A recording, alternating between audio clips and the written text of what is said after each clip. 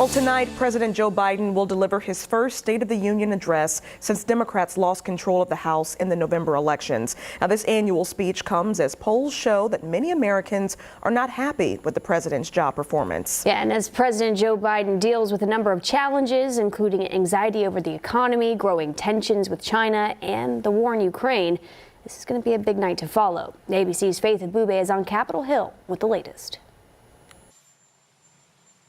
Fresh off a stronger than expected jobs report, President Biden eager to tout a robust American economy among his accomplishments during his State of the Union address to a joint session of Congress and the American people. Yeah, I want to talk to the American people and let them know the state of affairs, what's going on. The president is expected to tout record job growth coming out of a crushing pandemic, trying to make the case that his policies have helped reduce the unemployment rate to the lowest it's been in 53 years.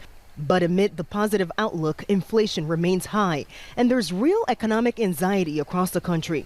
A new ABC News Washington Post poll finds 4 out of 10 Americans say they feel worse off financially since President Biden took office. The president uniquely understands that we have a lot more work to do when it comes to the economy. As the president touts his accomplishments like the bipartisan infrastructure bill and Inflation Reduction Act, he'll also make the case for Americans to be optimistic about the future. He's likely to call for unity and policing reform, with the parents of Tyree Nichols, the man beaten to death by Memphis police officers, in the room. The annual address comes as President Biden faces a host of challenges both domestically and abroad. A politically divided Congress with the Republican-led House forcing a showdown over raising the nation's debt ceiling. And now growing tensions with China after the U.S. shot down a suspected spy balloon that China insists was a civilian airship.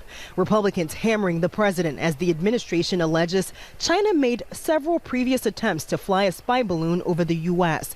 House Republicans now backing off a previously discussed resolution to condemn the president's handling of the incident today. There were many opportunities over the Pacific Ocean to shoot it down before it could actually carry out its mission.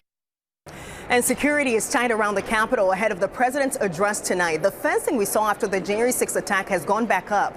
In the meantime, Arkansas Governor and former White House Press Secretary Sarah Huckabee Sanders would deliver the Republican response.